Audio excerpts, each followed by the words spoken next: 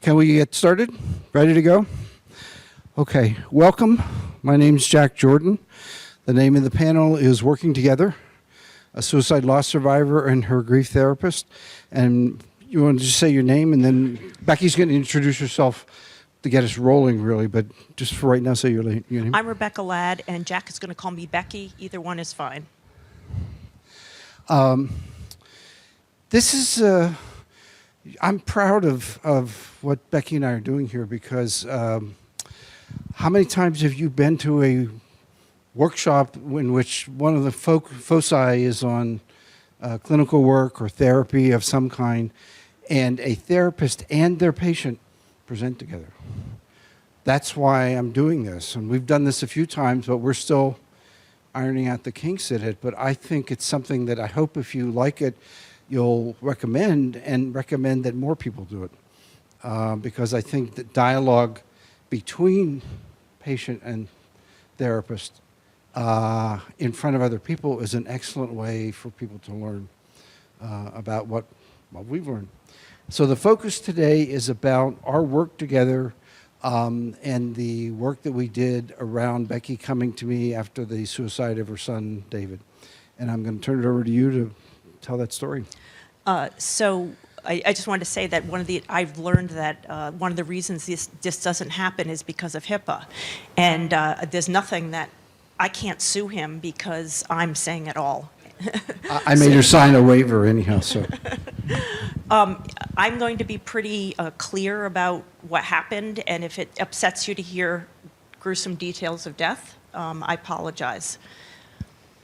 So I'm a mother, I was a teacher, I'm a maker, I am an artist and a classical musician, and my son died at the age of 22. My son David died at the age of 22 in 2010 on January 14th.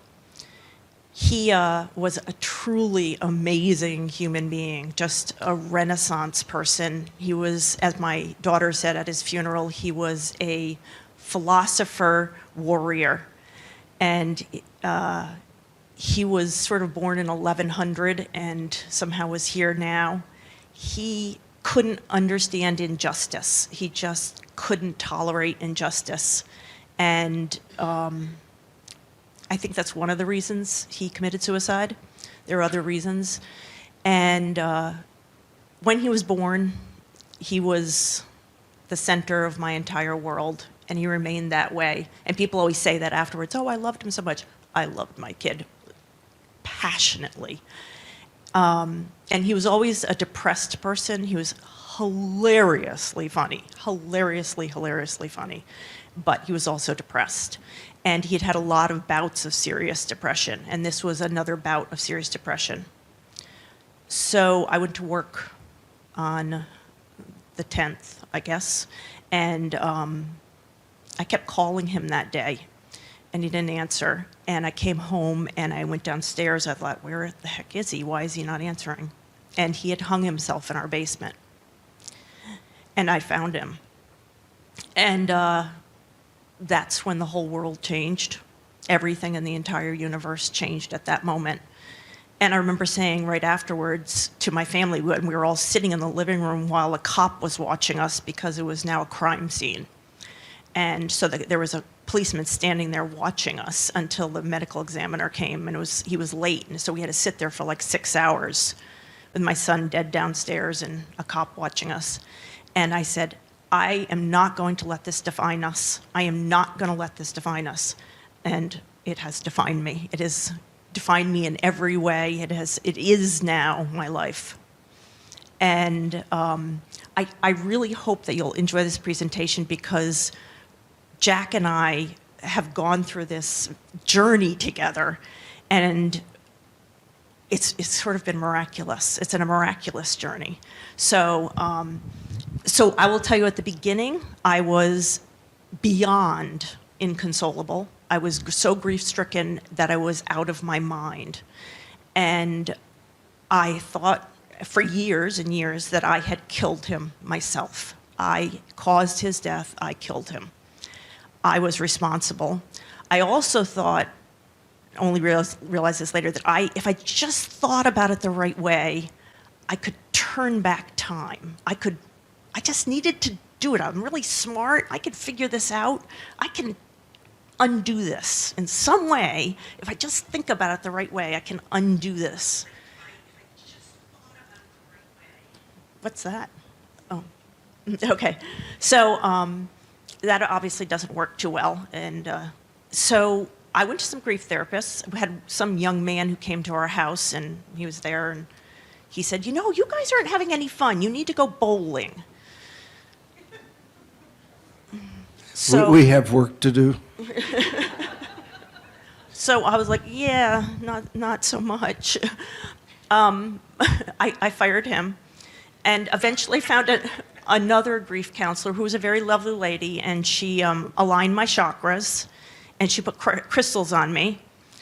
And that didn't work too well. And then I came back to her. I left her for about a year, and I came back and I said, I am out of my mind. I cannot endure this grief. I am out of my mind. And she said, you have got to stop grieving. David would not want you to grieve like this. You need to stop. And I didn't know enough at that point to know what was wrong with it, except that I felt really sick. And I went to my suicide support group, which I also was part of, and I said, this is what this lady said, and they straightened me out. And I realize now that what they do is they negate your grief. And they also tell you that you're a bad person for grieving. So that didn't work too well. And I finally started researching online, grief that doesn't go away, people who keep on and won't give it up because they're crazy. But I found this PowerPoint by this guy named Dr. John Jordan, and it was about complicated grief. So I read the whole PowerPoint and I thought, holy shit, that's me. I mean, I know it's 3 years in. That's me. I cannot stop. And then I researched John Jordan and discovered that he'd retired to a place about 8 minutes away from me. So I left him a message on his answering machine, and I said, I'm Rebecca Ladden, I've lost my son. I think I have complicated grief. Not that I really knew anything about it. And he actually called me back, though he was retiring very soon, and we entered into this therapeutic relationship. So the first time I went to see Jack, I said, well, what are you going to do for me, Because I'm the boss here. And he said, well, I'm going to help you a lot with visualization. I'm going to help you create a new relationship, an ongoing relationship with your son.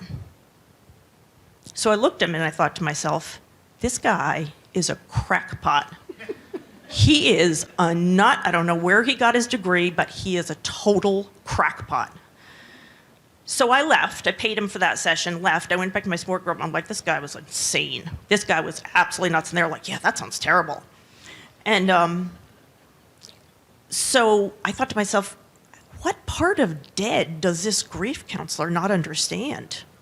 Dead people are dead. That's the whole problem. They're dead. I can't get him back. I'm not having an ongoing relationship with him because that's impossible. So I don't know what he's talking about. So I dragged myself to my next session with him. And then the magic started. Then I continued to cry for many, many years. And he asked me if he could record my sessions. He asked me every single time. And so we recorded all of my sessions. It's going in the Library of Congress.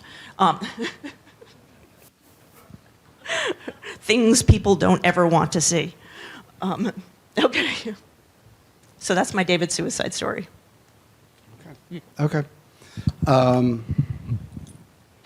Everything she said is accurate, is true, including I remember her saying to me, I think I have complicated grief. And it was pretty rare that people would self-diagnose. Call me up on the phone and self-diagnose and have it be correct, be right. She did have complicated grief because it was about 3 years after David's death that we started working together. And she also had, not surprisingly, she had post-traumatic stress disorder, which was still disturbing her, still waking her up at night, and she had problems with that. I'm not going to recount, anything about the whole therapy. We may talk some more about it as we go through this discussion. We want to leave a lot of time also for questions and comments and reactions, but What I thought I would do is I would talk to you a little bit about standard stuff that I now teach when I teach mental health professionals about working with people like Becky, suicide loss survivors. And basically, they are what I call the tasks of a la Bill Warden's tasks, the tasks of integrating the loss when you've lost someone to suicide. So it's a little bit of a didactic part of the presentation. I'm going to go through it quickly. If you are interested in and want more, I do the training pretty often around the country, usually for chapters of the American Foundation for Suicide Prevention, which are chapters all over the country. And I used to do it in person. I've been doing it virtually since the pandemic, and probably will continue with it virtually so that I don't have to sit on airplanes anymore. So I'm going to give you what I see as the task that people like Becky have to work on in order to not get over it. People in ADEC mostly understand, but the general public doesn't understand that grief isn't something you get over. It's something that becomes a part of you. And it can become a part of you. Initially, it feels like an extraordinarily alien part of you, of your mind and your body and your experience and your story. And in some ways, the work is to make it a more familiar and bearable part of who you are and your story, to integrate the loss. I much prefer the word integrate grief to resolve grief. So let's talk about some of those things, and then we probably can just go to questions and answers. Yeah, but the What's problem up? is we're going to talk too much. We need to go way ahead. Okay. Oh, I just want to do the caterpillar to butterfly thing, which was, he kept saying to me during the therapy, this is a transformative process for a lot of people. And I got this image in my mind of me being in a cocoon, like this little gross worm, not even like a caterpillar, a worm, in this black, dark cocoon, and I was trapped inside it. And I sort of thought, oh, well, something's going to come out of this cocoon, I guess, but it's going to be like a nasty, dead thing, because nothing good can ever happen as a result of this. Nothing. There is nothing but horror ahead of me. Okay. Okay. Okay, so we're going to talk. This is if you have an agency where you have to list goals of your treatment, which you probably do if you work in an agency. These are the goals of working with a suicide loss survivor from my experience. First task is some way of containing the trauma, if there's traumatization, and there almost always is in suicide loss, as well as deep grief, and some sense of restoring some sense of control over one's world, because your world spins completely out of control. If you do something like Becky did, is come downstairs and find your child hanging by a noose in the basement of the house. Closer? Yeah. Is that better? Yeah, Sorry. much better. Thank you for telling me. So the first task is helping the person begin to find ways of containing the trauma and restoring some sense of control over their physiology, over their mind, over their world. With Becky, she clearly had PTSD also, and so I did a little bit of EMDR with her in the beginning, which seemed to work really quickly and rapidly with her. She reported pretty quickly that seemed to be helpful. I was thinking about it I thought about his death scene 24 hours a day for 4 years. And it began to release you some from being Yeah. captured by those thoughts and those memories. And I also didn't believe it says hope is that survival is possible. I wanted to die desperately. I wanted just 5 minutes more of life was too much. And I just wanted so much to die. And that hope thing that maybe I'd live to, 60, maybe I'd live to 70, was something that I didn't want and couldn't conceive of. And he slowly started working me toward the possibility that Planting seeds. I would survive. Yeah, planting seeds. Okay. Of hope, Okay. yeah. People need tools to manage intrusive memories and images because they capture the person. And you were captured, I think, Yeah. by that. And hope that survival is possible. So that's usually task number one. And by the way, we all know this about stages and tasks. It's not like you do it and you finish it and you move on to the next one. That's just such a primitive way of thinking about it. You cycle back around over and over and over again. But it's like a spiral staircase. You are climbing further up the staircase, even though it looks like you're coming around to the same thing over and over again. Second task is creation of a narrative of the suicide. Suicide is a puzzling, frightening, mysterious cause of death. The general public and the average person does not have any idea why it happens, and they can't relate to it. Most of us want to live most of the time, and so how could someone jump off a skyscraper? You know, that would terrify me. Or how could they shoot themselves? You know, how could they cut themselves? It's not a relatable experience unless you've been depressed or suicidal or lived with somebody who's been depressed and suicidal. And so people have to work on an explanation of why did they do this? What was their state of mind at that time in their life? So to understand the mental state of the deceased and to sort out, and I emphasize these two words, realistic responsibility for the death. What did I do that was wrong, that I could have done differently, should have done differently, should have known? And realistically, what was beyond my capacity to know or to control? And realistic perspective about the complex causes of suicide.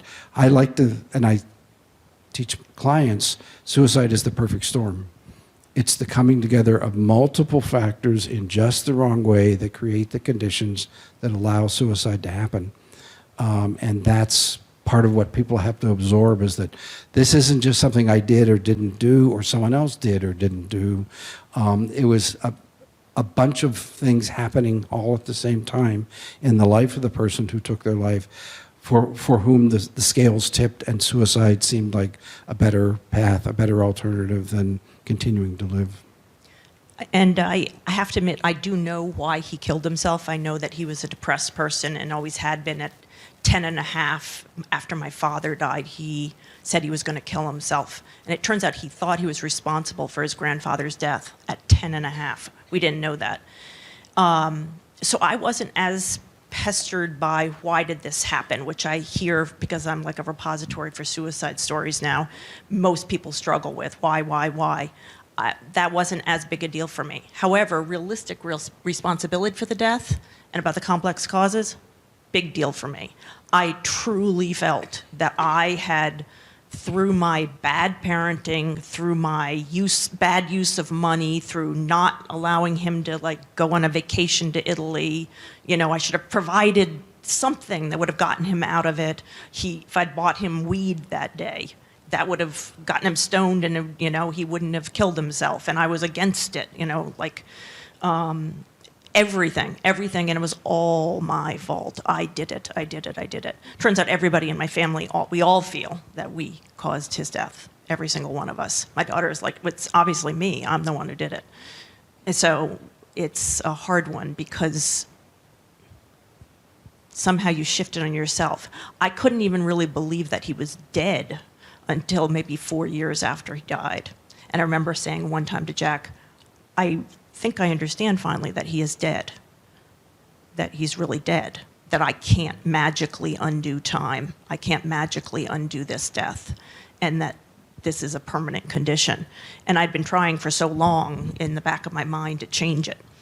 But he also really helped me say, he would say things like that, is that true? Like, did you kill him? I killed him. And he's like, is that true? And I was like, So that true thing he used a lot on me. Okay. Truth bombs, right? You probably wanted to kick me in the teeth when I kept saying, is that true, right? It's annoying, I bet. You were very annoying. Yeah. Then I succeeded. Okay. Next task, self-dosing. Your world spins out of control and everything that's going on feels like you're on a wild and crazy roller coaster ride, is out of your control. And restoring a sense of Hold the mic control. A little far closer. Sorry. Restoring a sense of control is central to beginning to feel better. We all need to feel like we're in control, at least of our own little world, our own body, our own situation as much as we can.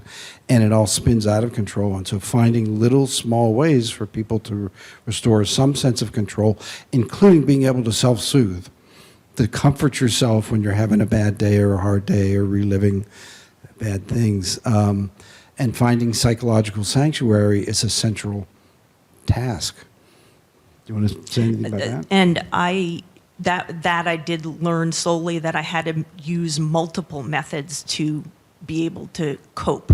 So I use things like reading, I'm singing, being with my dogs, walking in nature, taking a hot bath, just, free things. But all of those, like together being with friends who understood, getting rid of the friends who didn't understand, but all of those things together helped me, and having someone to talk to.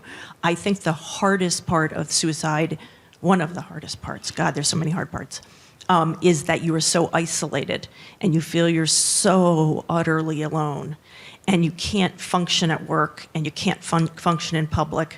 It's like you're in an Iron Maiden and you have to go to work in the Iron Maiden. And because I'm a teacher, people are like, hey, well, my diet. They're always talking about diets. And my diet, oh my God, I've lost 100 pounds here, or this has 100 points in it and everything. And I'm like in the Iron Maiden going, I've got spikes through me. I'm bleeding to death. I'm dying. And you're supposed to be like, how was Disneyland last weekend? You can't exist with everyone else because you are so in a different planet. It's like you're on Mars and you're looking at their conversation about Disneyland from Mars. And so you have to do all of these things to make you feel like you're sane and that you're okay and that you still exist. You stop existing when everybody doesn't know what's happening to you. And it's like you're invisible. And they're talking about all these normal things, but you can't in any way understand what they're talking about, and you certainly don't care. And so you have to do all these multiple things to make yourself feel whole and together. I didn't feel whole for a long time, but Jack helped me with all that. Okay, and this relates directly to what we were just talking about, which is you have to learn how to manage other people, because people do not know how. Most people in America, this is a gross overgeneralization, but most people in America are not comfortable with grief and death and dying, or even, when you tell people, what'd you do last week? Oh, I went to a conference on grief and death and dying. How about those Celtics? Aren't they doing a great job, It's like, I don't know what to say or what to do about that. Try saying, well, my son just killed himself. And people are gobsmacked. They have no idea how to relate to that. Sorry, keep giving me the signal here. They can't relate to it, and so it becomes a profoundly isolating experience. It's part of why being able to talk to other people who are survivors, suicide loss survivors, often is helpful for people, because you feel at least less alone, and these people more or less, they don't get exactly what my loss is about for me, but they get what it's like to lose someone to suicide, including the social problems that it creates for survivors. So you have to learn how to elicit support from helpful people, which mainly means people who will walk with you but not judge you. Not give you advice, not tell you ought to try this, or try prayer, or try this herb, or whatever it is. A lot of herbs help with grief. Huh? A lot of herbs help with grief. A lot of herbs get recommended, yeah. And the other thing is, Becky mentioned this also, is you have to figure out ways to avoid, or when you can't avoid, to manage and shield yourself from the people who are clueless about it. And a lot of people have a certain degree, even a large degree of cluelessness particularly about losing someone to suicide. It's such a stigma still, as you know, and so many people wouldn't talk about it. And you have this thing that you're thinking about every second of every day, and then people won't say anything about it. And you're like, couldn't you just say, I'm sorry? That's all you have to say is, I'm sorry. I heard about your loss. I'm sorry. So people won't say anything because, and they would say, well, I didn't want to say anything because I didn't want to make you think about it. Are you joking? Oh, I would have forgotten it completely if you hadn't brought it up. Thank you. I'd forgotten. And so I've actually become intolerant of that one. It doesn't make me, I can't sympathize or empathize with that anymore. I just think it's kind of outrageous that people even think that. So, I mean, and the things people say are just amazing. I mean, I had so many incredible supports. I had, for example, my sister Felicity, who called me every single day for many years. How are you today, Beck? How are you today, Beck? How are you today, Beck? She didn't give me any advice. She just called me every day to make sure I was still alive. And I had some friends who were just amazing who did not try to fix it because everybody wants to fix it. People give you lots of advice. Well, you have other children. That's good. I flushed that one down the toilet, but I got more. People, lots of stories about their divorces, how terrible their divorces are, so they understand exactly what I'm going through. And it's managing all of these, it's like a minefield of people who are saying horrible things that like kill you inside, and you trying to say, well, I can't go near that person again because they seem to say things that pierce my heart even more than it's pierced. And I have to hang on to the people understand. I was part of a support group and SS Hope in Rhode Island, and that was extremely helpful.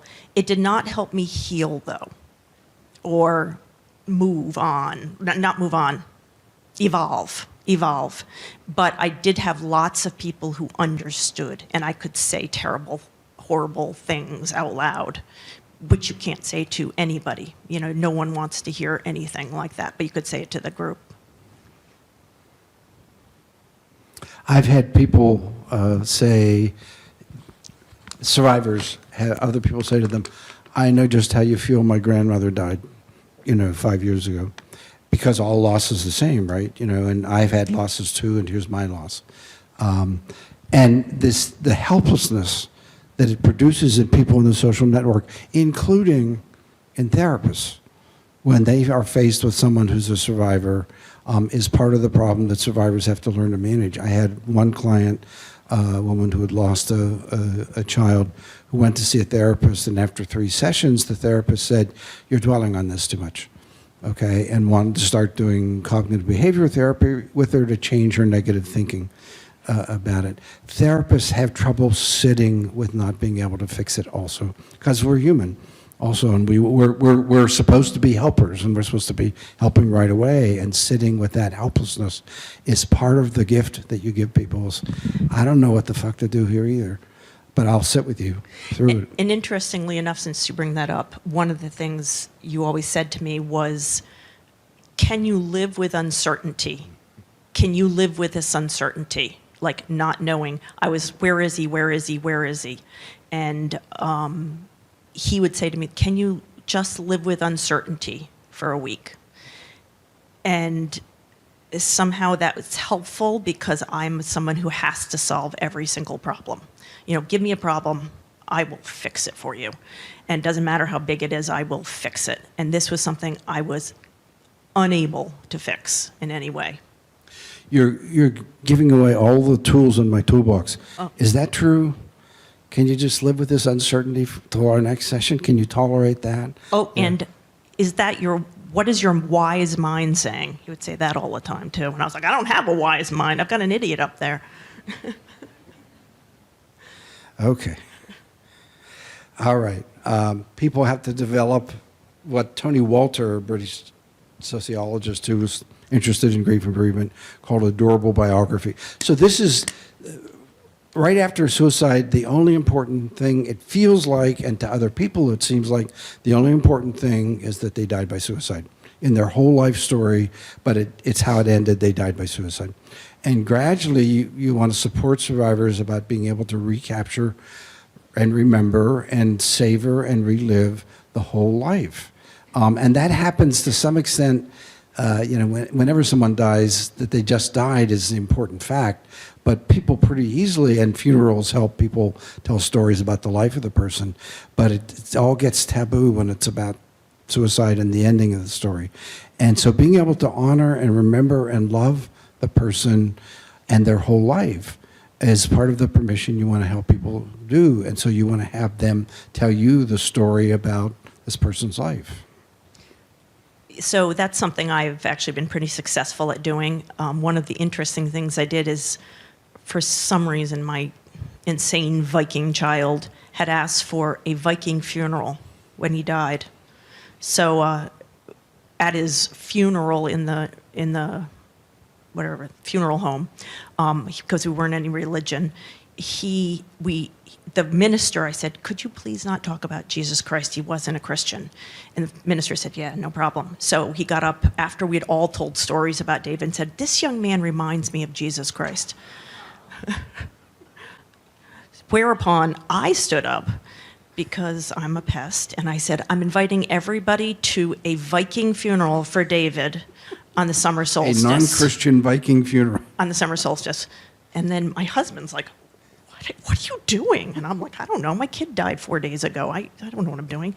But actually kind of said that for a long time, like 30 years. And we ended up building a boat and getting all these permits and put all of his possessions and his ashes and his books, his favorite foods, and he had made weapons. We put a few of them on the boat. We sent it out to sea and burned it. And it's all on YouTube if you want to look. Viking Funeral and Lad. Right? We have a movie about it. It was quite amazing. It was beautiful. Truly amazing. And then I've also kept him alive with a Facebook page and inviting people to his birthday party every year and having memories of him. I wear like all these talismans, one of them being a Viking ship.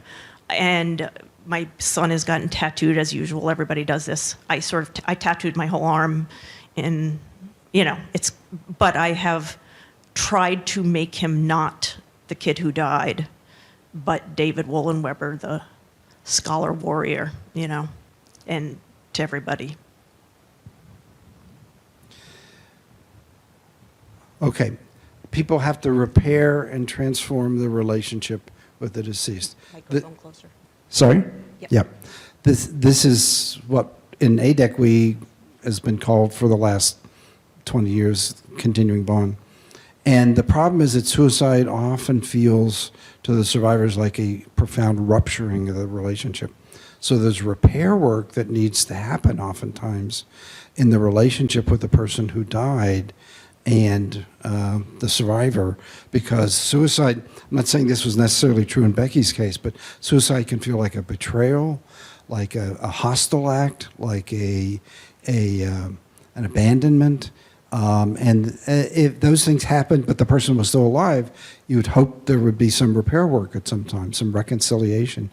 And you have to figure out a way to do it psychologically or symbolically when the person has died.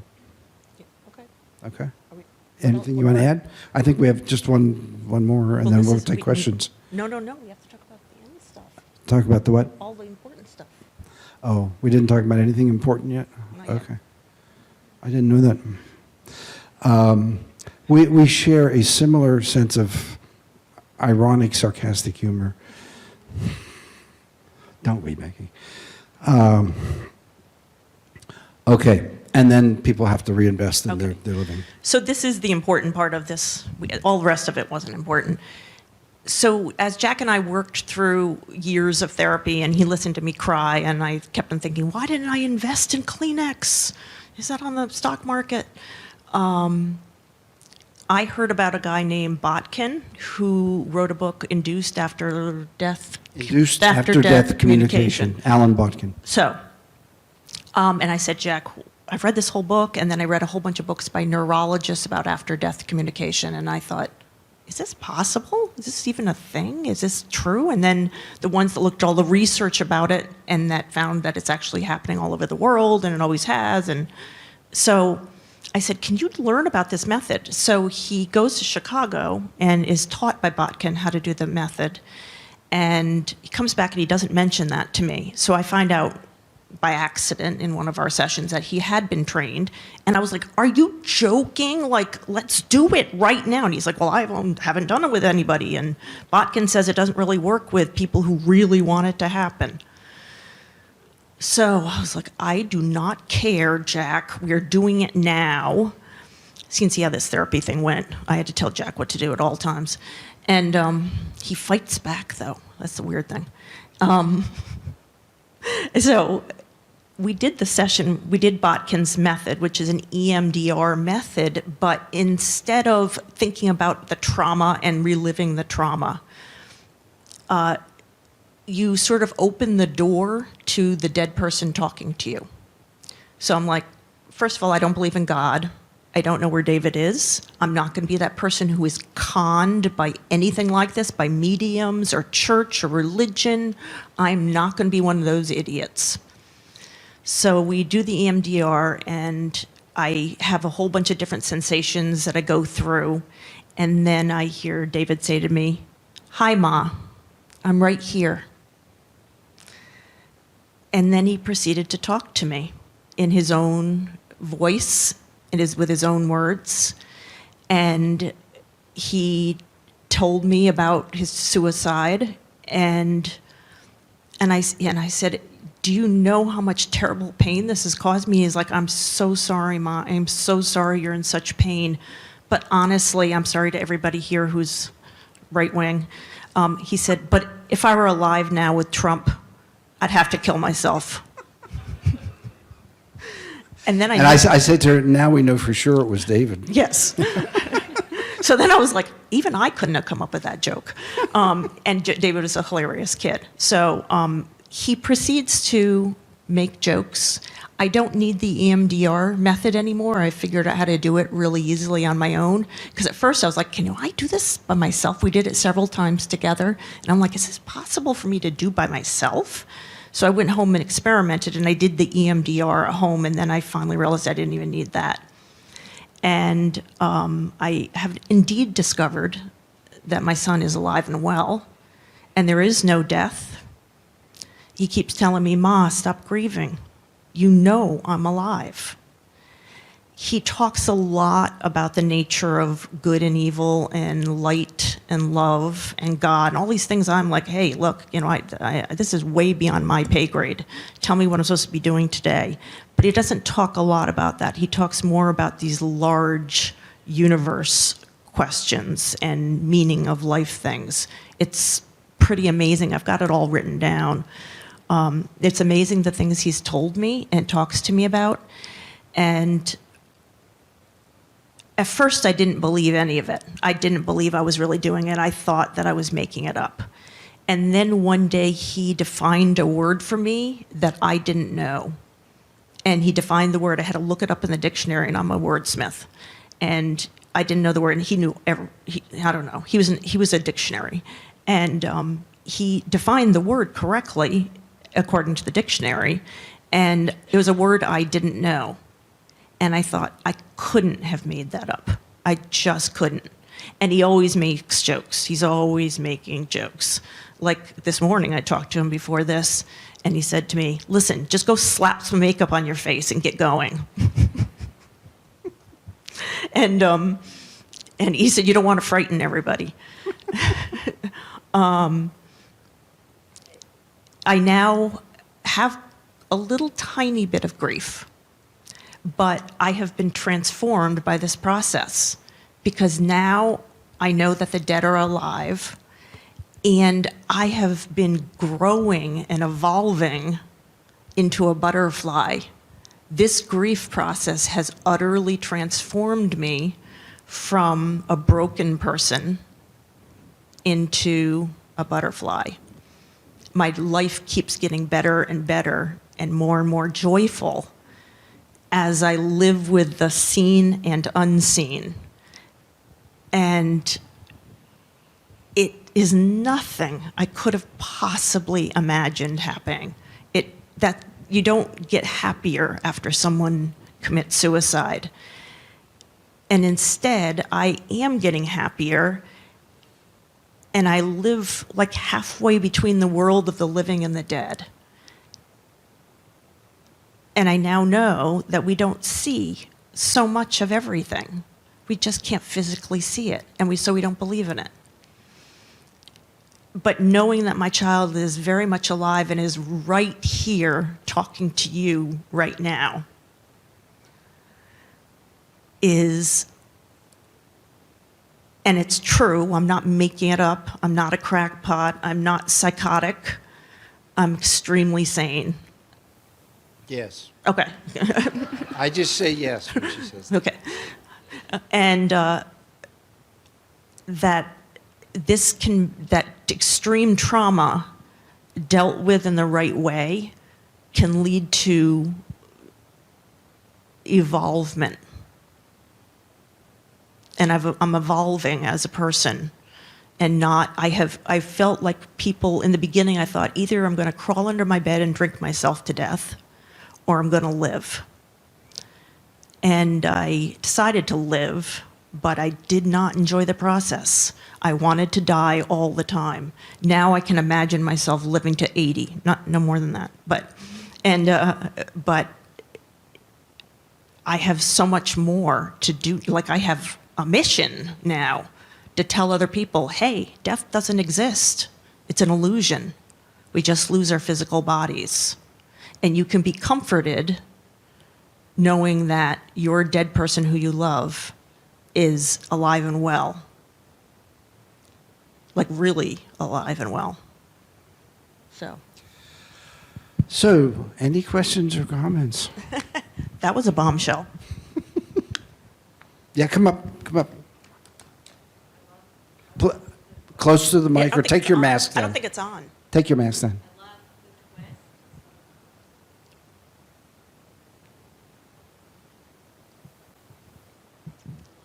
No. No. It's not on. Ah, Oh, it's there on. we go. Okay. I love the twist.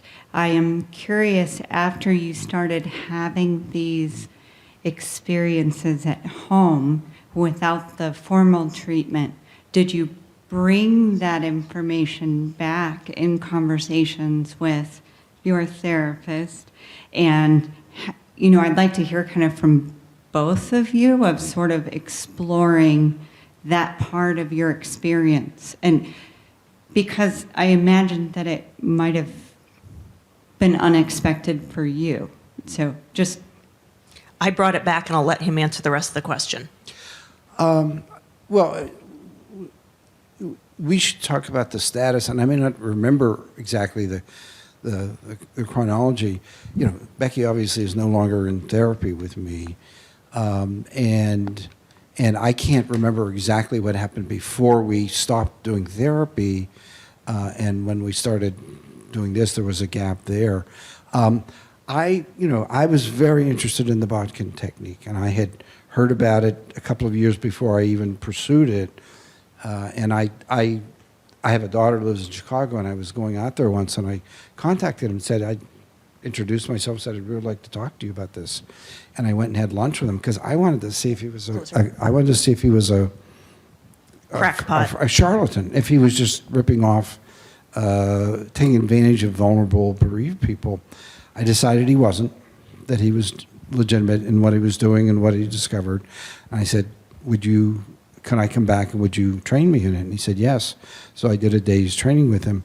Then I came back, but I was hoping that Becky would have she had exactly the same kind of experience he describes in his book of many people, although not everybody has that experience.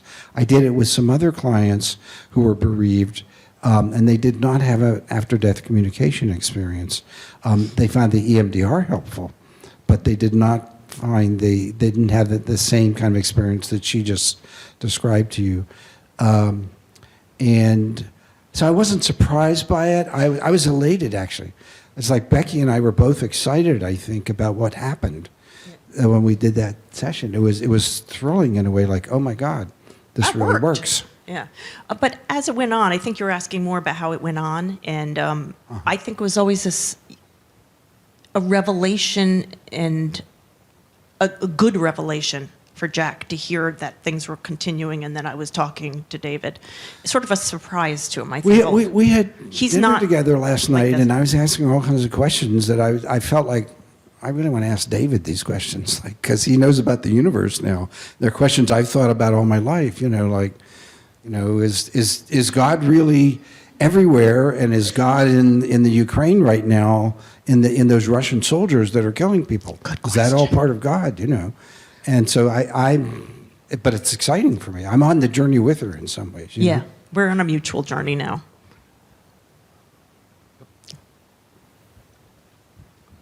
Rebecca, thank you. You're welcome. I have a question about what you were needing from Jack as you were sharing this in person, your connection with your son for the first time after the suicide. Was there something was going on in your mind about what are you needing from Jack as a therapist as you're going through this? Or maybe you'd already talked about this in terms of knowing Jack's beliefs in an afterlife or not. And then I want to ask you the same thing, Jack. What's going on in your mind? What are your beliefs? What's coming up in your countertransference as she's having this experience with her son? It's a good question. So Jack's a Buddhist, and I was a non-believer. And so that team together discovered God. No. I wanted to know where David was.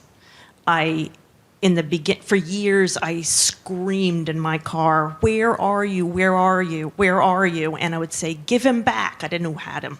"Give him back. I want him. I need him." I wanted to know where he was. I wanted to know that he existed, because the absence of him forever was the reason I couldn't continue. So what I wanted from Jack was to help me find him. Boy, there's a lot of questions here. Hi.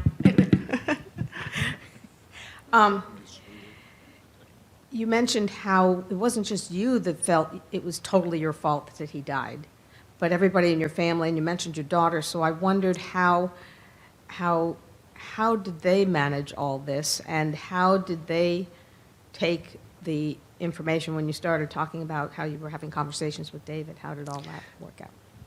That's a hard question. They have not managed it the same way I have. They don't believe that I can talk to David. I have told them that, but they think that's a lie. And as my daughter says, she's going to edit my book for me, and she'll be chapter 1, lies. Chapter 2, lies. Is that chapter true? 3, more lies. Is that true? And she said, "Oh, you're going off to this conference to talk about the thing I never want to talk about ever." And I'm like, that's exactly right. My children don't like to talk about it very much, and my daughter in particular, who found him. That's the problem, is that she was calling 911, and she came down, and the 911 operator wanted to talk to me and give him CPR, and it was very clear he was in rigor mortis, and he was dead, and CPR wouldn't work. How I know this, I don't know, but I've watched enough TV crime shows to know these things. And my husband left me because of the way I grieve. So we were married for 31 years, and he just said, I want a divorce. He said I didn't allow anybody else to grieve. So we have not grieved the same ways. I want to come back to your question, because it's a good question about my reactions to this. I've had a spiritual sense all my life, but even having witnessed this, I also have a part of my mind that is agnostic about it. But I think that's the important element, is that you are open to, with the client, seeing what happens without judging it or racing to conclusions. Some mental health professionals would have said, this is crazy, it's psychotic, I'm not going to participate in it, etc. Others would have said, oh, you talk to your son, that's it. I'm agnostic. I know what I can say with conviction is that day in that session in that room, something really important for Becky happened. However, last night he told me either I'd had a religious experience or I was psychotic. Or I was going to hospitalize her, yeah. Or I was going to hospitalize me. He said the guy in the white coats are outside. Thanks, Jack. But as it's usual. it's being willing to stay open to what's possible. He was open to everything. Is the right attitude that you needed. At And that neither point, of us I think. knew what was happening. It was just... Well, I had an idea because this is what Botkin's book describes. Yeah, I read the book too, though. No, well, when I saw it in you, I thought, wow, this is exactly what Botkin's talking about. You know, and it was unfolding right here and now in front of me. I mean, I probably didn't say that to you at the time, but that's what I thought. Let's get to this person.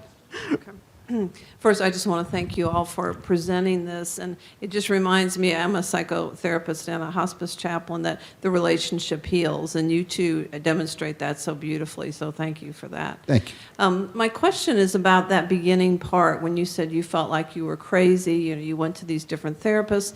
As a therapist, of course, I think it is one of our biggest struggles to be the container for raw grief, and for week after week after week of someone kind of, it feels like they're staying in the same state, and the client may even be saying, can't you do something for me? Can't you give me something? Fix it, yeah. Yeah, fix it. And so I guess if you all could just comment a little bit more about that beginning, maybe from both of your sides, and that what helped you hold the frame for a long time. Sit with the helplessness. Yeah, exactly. And what was it that you found finally helpful in that beginning phase of your time with It was him? more than a beginning phase for me. It was 3 years before I really started calming down.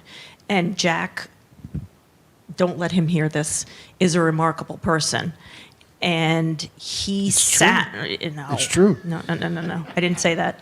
And he sat with my grief week after week or month after. It wasn't. We didn't have a regular sessions, and he would just sit with this raw, bitter grief and try to give me different coping strategies and different ways of visualizing it and different ways of feeling my emotions or looking at things in a wise way. But my bitter grief was really a long-term thing for him. I couldn't be him. I couldn't do that personally. I'd be like, yeah, whatever, get over it. Attachment theorists, I love the phrase, talk about the phrase, you want the client to feel felt. You want the client to feel felt.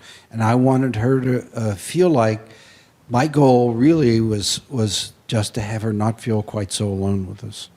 Like someone else was journeying with her now in this. That was the only goal in the beginning, that she wasn't alone with this, rather than I was going to relieve her of all her agony or whatever, that she wouldn't feel so alone with it. And I think gradually that happened over time. Yeah. Oh, yeah, very quickly after I got over the crack part. And she also, by the way, reported that after the first EMDR session that I did with her, that it had helped a lot. Yeah, She yeah. wasn't waking up in the middle of the night. Right. So there are tools actually that help Yeah. potentially can help pretty quickly. EMDR is really powerful. It's a powerful for the technique. 24-hour recurring thoughts. You're welcome. Aw, thank you.